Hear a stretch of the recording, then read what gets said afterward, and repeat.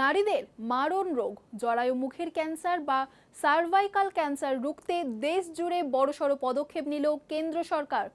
দেশব্যাপী টিকাকরণ কর্মসূচির অংশ হিসেবে সম্প্রতি বাঘাযতীন রাজ্য সাধারণ হাসপাতালে সম্পন্ন হলো বিশেষ এইচপিভি টিকাকরণ শিবির। 14 থেকে 15 বছর বয়সী কিশোরীদের এই মারণ রোগের হাত থেকে সুরক্ষিত করতে সম্পূর্ণ বিনামূল্যে দেওয়া হলো প্রতিষেধক। স্তন ক্যান্সারের পর এদেশের নারীদের মধ্যে অন্যতম প্রধান মারণ রোগ হল জরায়ু মুখের ক্যান্সার বা সার্ভাইকাল ক্যান্সার। এই মারণ রোগের থাবা থেকে আগামী প্রজন্মকে রক্ষা করতে এবার কোমর বেঁধে নামল প্রশাসন। সম্প্রতি কলকাতার বাঘাযতীন রাজ্য সাধারণ হাসপাতালে আয়োজিত হল বিশেষ এইচপিভি টিকাকরণ শিবির। কেন্দ্রীয় সরকারের বিশেষ স্বাস্থ্য কর্মসূচির অধীনে এই শিবিরে 14 থেকে 15 বছর বয়সী মেয়েদের সম্পূর্ণ বিনামূল্যে দেওয়া হলো ক্যান্সার প্রতিরোধী ভ্যাকসিন। চিকিৎসা বিজ্ঞানীদের মতে সঠিক বয়সে এই একটিমাত্র ডোজের টিকা কিশোরীদের ভবিষ্যতে সার্ভাইকাল ক্যান্সারের ঝুঁকি থেকে সুরক্ষিত রাখতে পারে।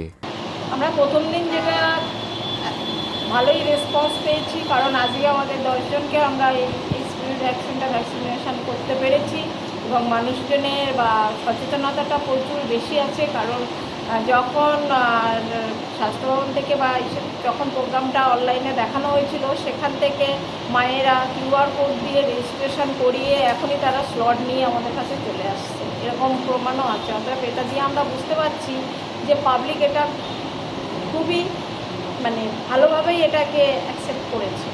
আমাদের এই টার্গেট এজ গ্রুপটা করা হচ্ছে, এটা থেকে অন্তত মেয়েরা 90% অ্যাভাব 90 to 95% মেয়েরা এই সার্ভাইকাল ক্যান্সারের থেকে ওরা মুক্তি পেতে পারে, এটা স্ট্যাটিস্টিক্স বলছে। ক্যান্সারের মতো মারাত্মক ব্যাধি রুখতে সরকারি স্তরে এই বিনামূল্যে টিকাকরণকে অত্যন্ত তাৎপর্যপূর্ণ বলে মনে করছেন চিকিৎসক মহল।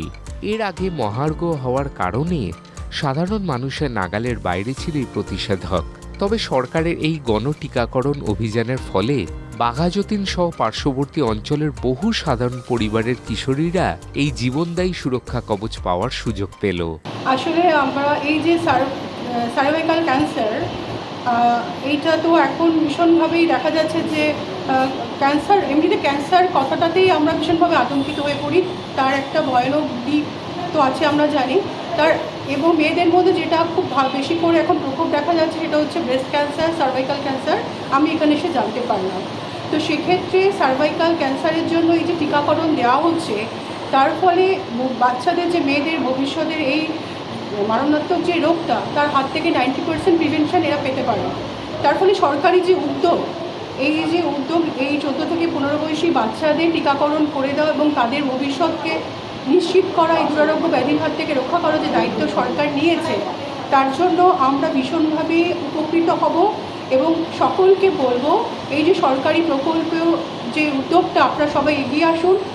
আপনাদের বাড়িতে যাদের বাচ্চারা এই 14 থেকে 15 বছর বয়সী এই গ্রুপটা রয়েছে, তাদেরকে আপনারা টিকাকরণ করান। আপনারা আপনাদের বাচ্চাদের ভবিষ্যৎকে সুরক্ষিত এবং রোগমুক্ত করুন, এটাই সবাইকে বলবার, আর এই প্রকল্পকে সাধুবাদ জানাই। এই এইচপিভি ভ্যাকসিন নেওয়ার জন্য বহু পরিবার অনলাইন রেজিস্ট্রেশন করিয়ে এসেছিলেন।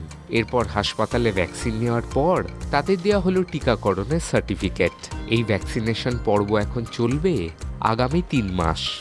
জরায়ু মুক্ত, ক্যান্সার মুক্ত সুস্থ সমাজ গড়ে তোলার লক্ষ্যে বাঘাযতীন রাজ্য সাধারণ হাসপাতালের এই সফল টিকাকরণ কর্মসূচি স্বাস্থ্য দপ্তরের তালিকায় আরও একটি ইতিবাচক অধ্যায় যুক্ত করল। সায়ন মুখার্জির রিপোর্ট, চ্যানেল 1। দেখুন এই সময়ের তথ্য ও চিত্র প্রতিদিন রাত 9টায় ও সকাল 8টায় শুধুমাত্র চ্যানেল 1-এ।